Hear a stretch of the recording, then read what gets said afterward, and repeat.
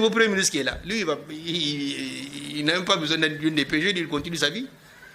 Donc, c'est fini, c'est déjà caduc. Déjà, le fait que... Et on a vu, s'il vous plaît, Macron a des relations personnelles qu'avec Bazoum, pas avec le Niger. Il l'a dit clairement. Il dit c'est un dirigeant, c'est un président courageux parce qu'il refuse de démissionner. Tant qu'il n'a pas démissionné, mais... il n'y a pas eu Salih Djibo, il n'y a pas eu, après lui, Mamadou Issou, il n'y a pas eu Bazoum ensuite. Non, on n'a pas besoin de sa démission. Bazoum n'a qu'à garder sa démission. Et vraiment, si on voulait le faire démissionner, c'est une histoire de 10 minutes. Il n'a qu'à garder sa démission, mais il est fini. C'est tout. Si il est relié, et on a compris les relations qu'il y a, l'intimité qu'il y a entre Bazoum et l'État français. Bazoum en tant qu'individu, pas en tant que président. Et Macron l'a dit. C'est un président courageux qui refuse de démissionner. C'est un président. Il n'a qu'à aller le mettre en France comme président, il n'a qu'à démissionner et mettre Bazoum là-bas. Non, on va lui l'exporter, il n'y a aucun problème. Mais on a compris qu'il n'y a pas de relations d'État à État. Ils ont caporalisé un certain nombre d'individus qu'ils ont mis de leur sillage. Et ces sillages-là, c'est les meilleurs. Dès que vous entendez le français féliciter un dirigeant, c'est le dernier de la planète par rapport à son peuple. Dès qu'il décrit un dirigeant, celui-là, il est bon pour son peuple. C'est Couturé l'a dit, hein. Et à titre posthume, ça revient. Tout président félicité par les Occidentaux, là, voilà, il est mauvais pour son peuple. Il n'y a pas un seul. Rawlings a redressé le Ghana. Pourtant, on sait que son père est écossais, sa mère qui est ghanéenne, mais il a redressé le Ghana, il a trouvé au moment où il a pris le Ghana, il n'y avait même pas de savon de toilette à Accra. Mais il a redressé le Ghana. Vous savez à combien de tentatives de coup d'assassinat il a échappé de la CIA pour l'éliminer? Il a pu survivre. Donc les États-Unis le considèrent comme un monstre lié à Kadhafi, lié à Patati, lié à Patata. Mais les résultats sont là. Les Libyens, on les a embarqués dans cette histoire d'aventure. Et le résultat est là aujourd'hui. Il n'y a plus de Libye. Et c'est à ça qu'on veut. Au Niger, en réalité, la France veut pulvériser le Niger et en faire 3 à 4 micro-États. Voilà le projet de la France. Un qui sera rattaché à l'Azawad, la capitale sera à Kidal, là où il y a les ressources minières à l'ouest, là, de Bankila, ou je sais pas, de Terra, là, jusqu'à Ingal, ça c'est l'Azawad. Filengue fait partie, Walam, Terra, Telaberi, tout ça, là, ils font partie. Il n'y a que Kolo qui n'est pas dedans. Toute la région de Telaberi, il n'y a que Kolo qui ne sera pas de l'Azawad. Mais là où il y a des richesses à Telaberi, ils sont tous collés à l'Azawad. Et le carburant, et le pétrole de Filengue, et l'or, et les diamants qu'il y a, et les autres minéraux de valeur, tout sera lié à l'Azawad. Une petite capitale, un village qui s'appelle Kidal.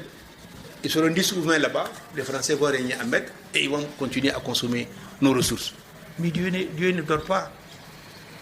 Et ils allaient créer un autre État au bord du fleuve, un petit État. Bon, vous là, vous buvez vos fleuves et puis vos poissons, s'il y en a pas aussi, vous allez mourir là. Et un autre encore qui commence à partir d'où, je ne sais pas. Et puis un autre à l'extrême, entre Fachi jusqu'à la Gadem, là. Un petit truc aussi qu'il faut mettre là-bas aussi pour qu'il y a moins de monde et on va consommer le carburant de la Gadem. Voilà le projet des Français. Ils sont très pauvres. Et il faut que les Nigériens le comprennent. La France est le dernier pays de la planète en matière de ressources. Ils n'ont rien. Rien, absolument rien. Mais ils savent massacrer les tribus depuis la nuit des temps. La traite d'esclavage. Ils ont connu les 3 dirigeants les plus barbares de la planète. Louis XIV, Napoléon et De Gaulle. Ils ont massacré des millions et des millions de nègres et d'arabes pour faire la France. Les plus grands criminels dirigeants d'Europe occidentale, ils sont français. Louis XIV, Napoléon et De Gaulle. Si c'est ça, maintenant les temps sont révolus. Aujourd'hui, les armes se fabriquent n'importe quoi. Vous avez des missiles, vous avez tout pour vous défendre. Et nous allons les chercher pour nous défendre face à des choses comme ça. Et il faut éviter dans nos pays de confier les directions de nos pays à des aventuriers. Il faut éviter cela. Tout aventurier, on doit faire des enquêtes. Tous ceux qui sont liés à des trucs comme la franc-maçonnerie, les patentes, il faut les éliminer. Il ne faut pas les autoriser à créer un parti. Ils n'ont qu'à aller s'affilier ailleurs pour être ministre ou député. Mais chef d'État, non. Il faut éviter. Tous ceux qui sont liés à ce système criminel-là, il faut les éliminer avant même les élections. J'en appelle à la conscience de tous les Nigériens, y compris ceux du PNDS-Tara qui viennent d'être renversés. Parce que ce n'est pas un coup d'État, en fait. C'est une révolution du palais. Le PNDS a tellement comprimé, compressé les Nigériens que l'incendie s'est déclenché au sein dans sa case. À force d'éliminer, de désarticuler tous les partis, toutes les familles, toutes les associations, ils se sont retrouvés face à leur propre destin. C'est Dieu, c'est la main de Dieu. Cette histoire que vous voyez de Tchani, là, c'est une main de Dieu. Et j'ai dit qu'il faut qu'ils reviennent sur terre. Nous ne demandons pas une chasse aux sorcières. Pas de règlement de compte, surtout pas. Il faut qu'ils reviennent à la raison, qu'on se mette tous ensemble pour refonder d'abord et construire le Niger pour nos enfants, nos arrière-petits-enfants et autres. Et il faut que tous les Nigériens, de Ayerou à Gingimi, de Gaïa à Ifirouane, se sentent concernés par la chose publique. Que les richesses soient équitablement réparties. Que les budgets soient élaborés par nous-mêmes, les projets par nous-mêmes, validés par nous-mêmes et exécutés par nous-mêmes. Nous avons cette matière, on a des ressources humaines capables, hommes et femmes. Ils existent. Donc que chacun revienne, que ceux qui ont, que personne ne dise que c'est lui qui a eu la victoire. Non, c'est l'ensemble du Niger qui doit gérer cette victoire. Même au PNDS, il y a des gens très positifs qui ne sont pas associés à ce qui s'est passé. Donc il ne faut pas qu'on les discrimine pour rien, non. Dans tous les compartiments, il y a des bons, il y a des mauvais. Mais maintenant, il faut qu'ils se mettent dans la bonne position d'accompagner cette junte-là pour aller au terme de sa transition. Reconstruire le Niger, refonder le Niger sur des bases, des textes clairs cette fois-ci, pas à peu près. On va sur des choses claires pour bâtir ensemble, nous tous, sans discrimination aucune, sans exclusion aucune. Et il faut que celui qui a commis sa faute, on n'a pas besoin de prisonniers. Si c'est l'argent qui a disparu, on te dit, un tel, tu as pris tant de milliards ici, il faut les ramener. Nous, on a besoin, l'État a besoin aujourd'hui de cet argent-là pour fonctionner.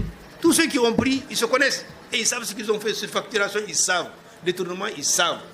Il suffit simplement de ramener.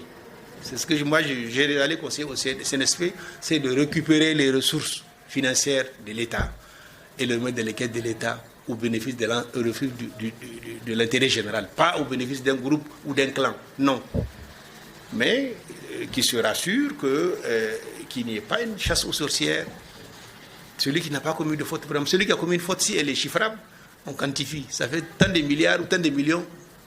Amène les affaires des gens, des peuples, on remet de la caisse et on rebelote, on fait un plan cohérent de développement d'un pays. On peut demander à des experts internationaux de donner leur avis, mais ce n'est pas à eux de nous faire des budgets. C'est à nous de faire nos projets de développement et de sortie de crise. Donc je pense que chaque Nigérien doit s'engager. Et mettons-nous au fond de nos âmes l'ambition de faire partir dans la paix discrètement les Français, leurs militaires et leurs anciens diplomates. Parce que à partir du moment où il dit qu'il ne retire pas l'ambassadeur, il est devenu un citoyen sans visa. Donc il rentre dans la catégorie des délinquants. Les militaires, si on leur demande les accords qui les nuisent, les accords sont d'État à État, ce n'est pas de gouvernement à gouvernement. Il n'y a pas de légitimité. Macron n'a pas le droit et n'a pas ce pouvoir de dire qui est légitime, qui n'est pas légitime. Il a légitimé le coup d'État du Tchad. C'est lui-même qui est parti installer l'enfant Déby. Et maintenant, il va nous dire ici que pour nous, c'est le mauvais coup d'État. Non. Les coups d'État, c'est des coups d'État. Et chez nous, c'est une révolution de palais. Même une mouche n'a pas été tuée dans cette affaire. Donc c'est l'œuvre de Dieu qui a mis sa main et l'a changé. Parce que Dieu, le pouvoir lui appartient. Il donne à qui il veut, quand il veut. C'est ce qu'il a fait pour le cas du Niger. Et il faut que chacun se remette à Dieu et qu'on se mette ensemble surtout pour refonder d'abord et reconstruire notre Niger, dans la paix. Merci.